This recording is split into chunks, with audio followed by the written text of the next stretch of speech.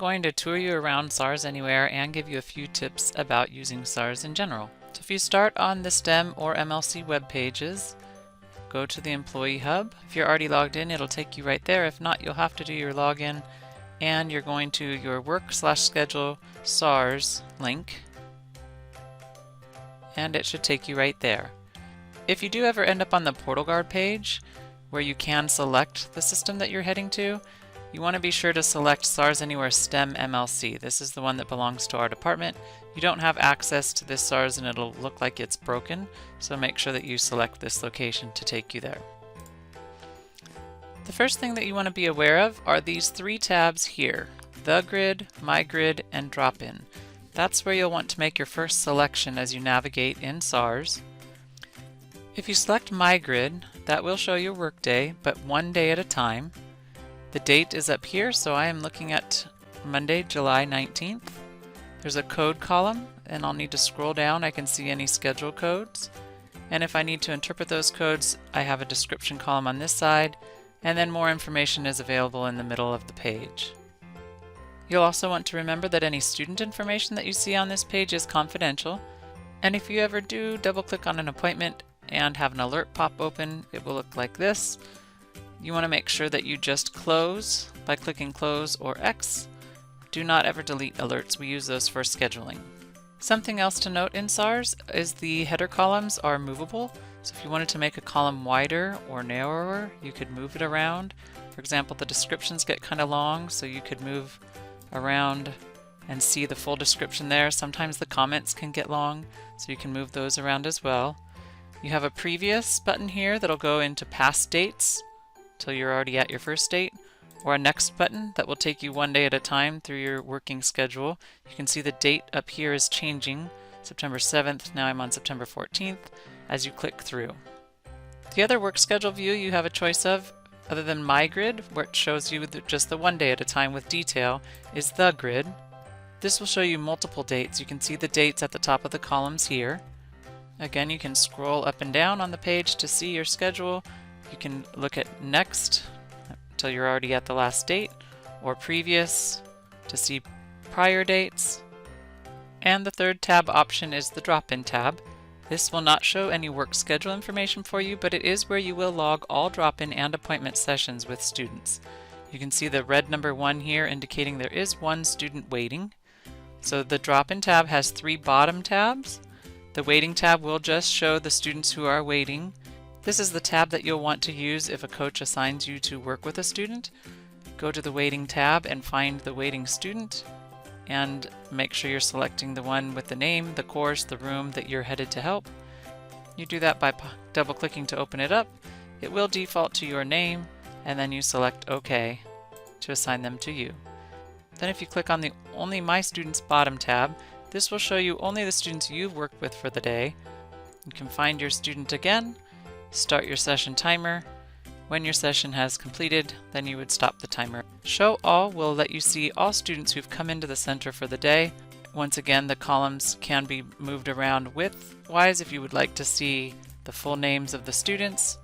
Notice our students have last name, first name, and then their preferred name. So if there is a difference in their preferred name and their last comma first name, you will want to use their preferred name.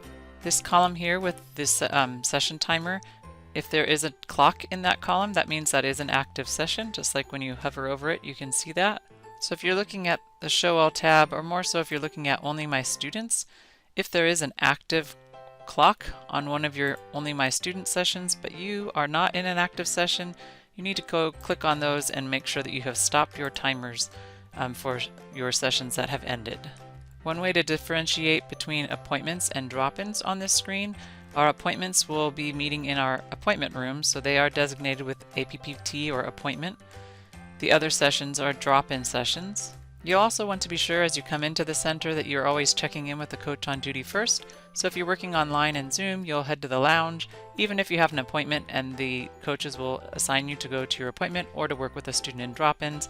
And if you're on campus, the same thing. You'll check in with a coach working and then be assigned to go to your appointment who's waiting for you, or to work with a student who may be asking for help in the center.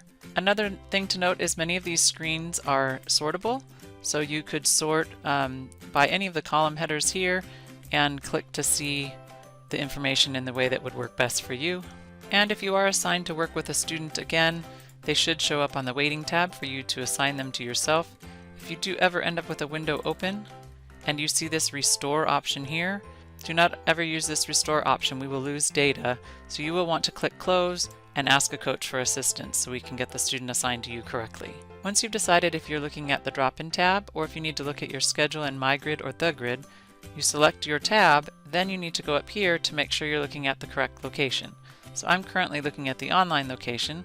If I'm working online, I'm in the right spot for my drop-ins online. But if I'm working drop-ins on the Oceanside campus, you will need to go to the drop-down menu and select the location. So I'm going to select Oceanside, then click away from the pane to make the selection. Keep in mind you'll always start with the tab. For the drop-in tab, you don't have any choice of dates, you just have a choice of locations. When you're looking at My Grid or The Grid for your schedules, when you make the selection of the location, you'll also have the choice to select a different date. It highlights today in yellow, or you can also select the Today button. Keep in mind it will select the next working day after the date you select. So let's say I picked July 20th. I'm going to click off the pane. It actually moved me to August 24th because August 24th is my next working day after July 20th. So whatever date I select here, it's going to kick me to the next working date. But keep in mind this is only for my online schedule. If I also need to check other schedules, I will need to check those by selecting the location, picking the date, and then looking where I'm scheduled. So my next working day for the Oceanside campus is August 26th. You also have a settings cogwheel in SARS in this top right corner. If you click on that, you have some choices that you can make. Things like the look of your page, you can change the color scheme. This is where you would go to have appointment reminders set up. If you did set up appointment reminders, you will go into your profile and account information where you would need to include a text phone number if you wanted text reminders. Always leave your work email showing here. We do not change this because we have an integration with SARS that is related to your work email. Another tip when working with SARS is it does auto refresh, but it will also time you out after non-use. So if you're looking at something that just doesn't look right, or the dates are not displaying or information is not displaying, you would always want to refresh your browser window, and it will make you sign back in if you did get kicked out. And there is a refresh button here, but that simply refreshes the window that you're looking at. It's not a full refresh. Another option is to go into your browser's security settings and clear your browser cache, or you could also sign out and sign back in. And anytime you're looking at information in SARS, please be sure to reach out if you have questions so that we can help guide you with what you're looking at, or correct information if we've put something in incorrectly. Thank you.